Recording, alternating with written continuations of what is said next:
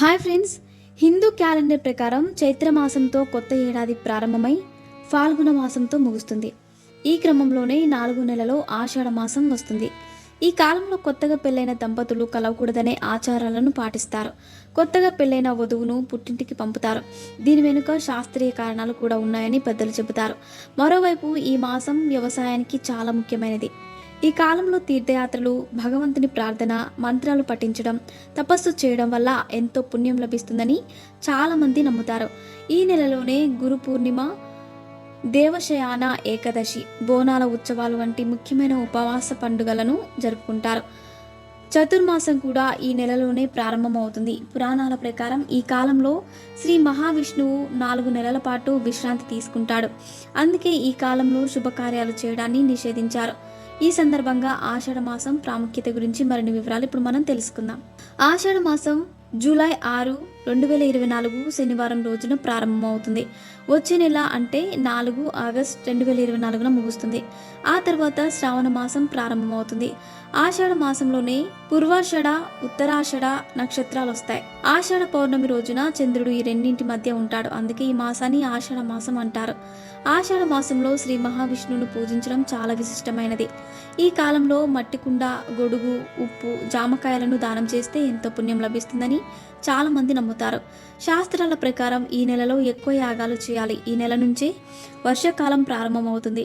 అందుకే ఈ మాసంలో హవనం లేదా యాగం నిర్వహించడం వల్ల హానికరమైన కీటకాలు, గాలి, నీటి నుంచి వచ్చే ఇన్ఫెక్షన్ల నుంచి తప్పించుకోవచ్చు.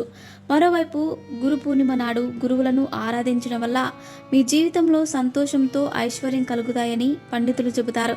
దీంతోపాటు గుప్త నవరాత్రులలో దుర్గామాత ఆరాధన శక్తికి పవిత్రమైనది. ఆషాఢ మాసంలో సూర్యుడు, అంగారకుడిని పూజించడం ద్వారా శక్తి స్థాయి మెరుగుపడుతుంది. ఆషాఢ మాసంలో దేవశయాన ఏకాదశి రోజు నుంచి శ్రీ మహావిష్ణువు నిద్రలోకి వెళ్తాడు. అందుకే ఆ సమయం నుంచి ఎలాంటి శుభకార్యాలు చేయకూడదని పండితులు చెబుతారు. అయితే విష్ణుమూర్తిని పూజించడం, మంత్రాలను జపించడం శుభప్రదంగా పరిగణిస్తారు. ఈ కాలంలో నీటిని వృధా చేయకూడదు. అలాగే దాన ధర్మాలకు విశేష ప్రాధాన్యత ఇవ్వడం మర్చిపోవద్దు.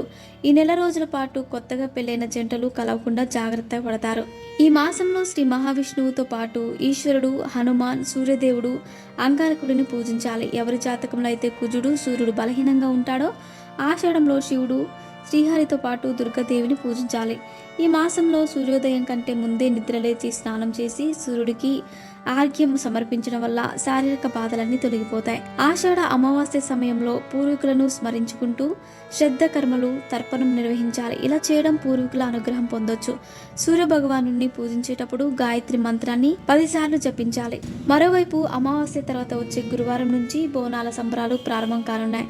హైదరాబాద్లోని చారిత్రక గోల్కొండ కోటలోని శ్రీ జగదాంబిక ఆలయంలో తొలి పూజ చేసిన తర్వాతే రాష్ట్ర వ్యాప్తంగా బోనాల సందడి ప్రారంభమవుతుంది. గోల్కొండ తర్వాత సికింద్రాబాద్, ఉజ్జయిని, మహంకాళి, లాల్ దర్వాజా, మహాకాళి బోనాలను నిర్వహించి ఆషాఢ మాసం చివరి రోజున తిరిగి గోల్కొండ కోటలో చివరి బోనంతో పూజలు చేసి ఉత్సవాలను ముగిస్తారు. గోల్కొండలో ఉండే జగదాంబిక అమ్మవారికి తొలి బంగారు బోనం సమర్పించే ఆనవాయితీ కుతుబ్ షా కాలం నుంచి రావడం విశేషం. మరిన్ని ఇంట్రెస్టింగ్ అప్డేట్స్ కోసం మా ఛానల్ని సబ్స్క్రైబ్ చేసుకోండి.